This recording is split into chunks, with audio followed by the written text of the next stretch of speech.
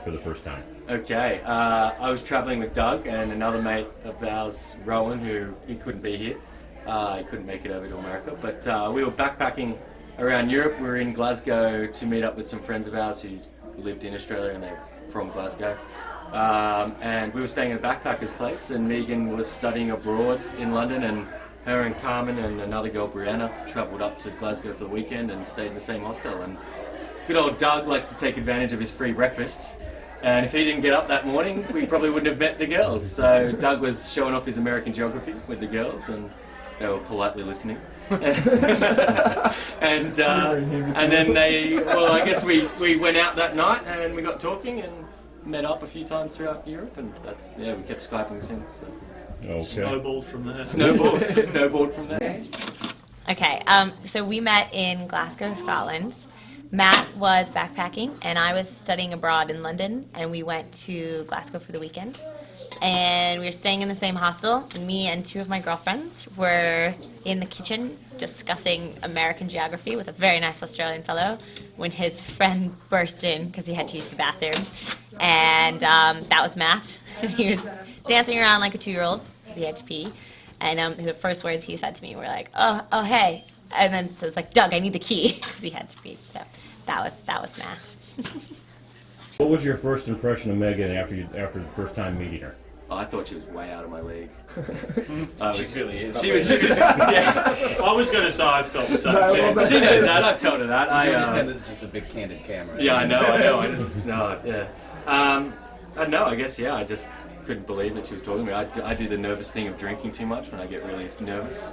And I made a fair few fools of myself. It was a bit awkward.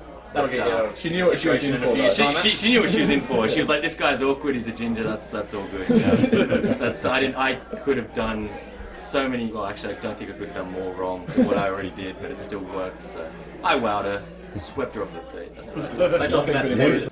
I really liked his red hair, and he was wearing black skinny jeans, which is not necessarily common for American boys to wear. So I remember thinking like, ooh, he's got red hair, and I like his little pants. And so that was my Matt impression. By talking about feces. When did you first realize that she was the one for you? Oh gosh. One day we were Skyping and we actually told each other that we love each other.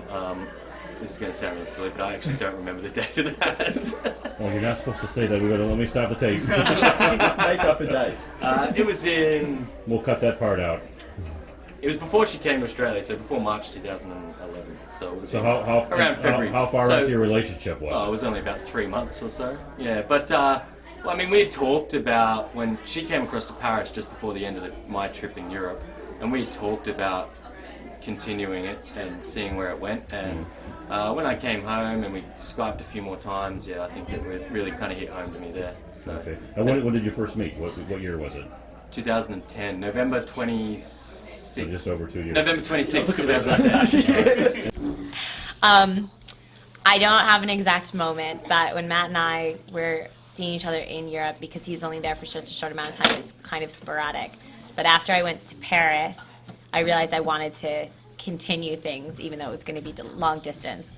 And I guess I figured if I was willing to do long distance with him from Australia, when I was never willing to do long distance with anybody over a shorter distance, that it must be pretty serious.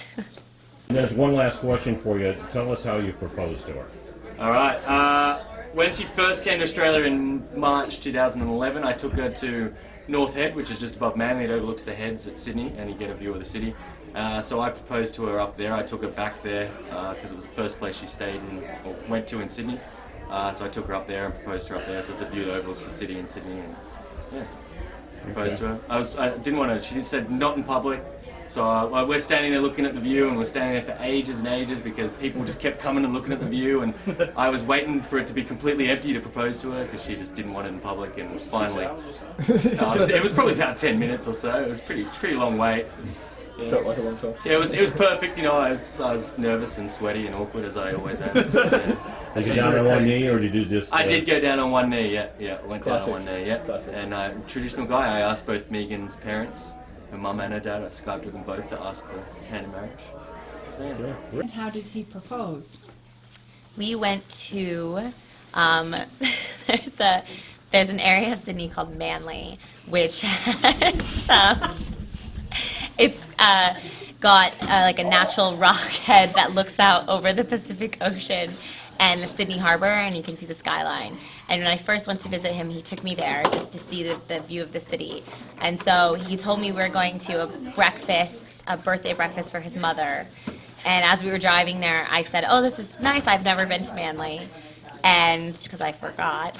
And he was like, "Yes, you have." And we were having like a small argument about it. And I was like, "If you can just tell me when I was here," but he couldn't remember. And so he's like, "I'm just going to drive around until you remember." And as we pulled up to the gates to get into the park on Manly Head, I realized, and I was just like, "Oh." So I kind of just stopped talking, and it was quite funny because where he wanted to do it was where we had looked out, but there were a lot of tourists and their families there. So he was just flustered driving around the whole park trying to find an area that still looked out over the city that didn't have a bunch of tourists with their cameras. Yeah, so he did it there. And then he had a picnic ready, and we went and sat down by the water. He had a whole little picnic in the back of the car.